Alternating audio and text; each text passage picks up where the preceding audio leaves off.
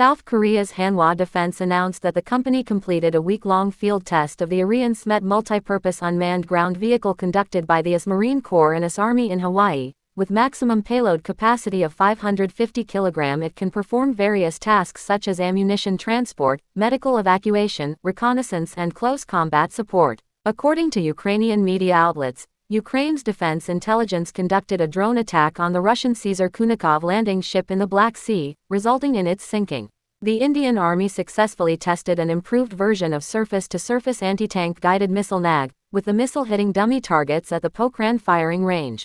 The Ukrainian Navy published footage demonstrating the use of US-origin Vampire anti-drone system to shoot down the Russian Shahed kamikaze drone. Austria's government is set to finalize a substantial contract worth approximately $1.9 billion for an additional 225 units of the Pandur Evolution armored vehicle.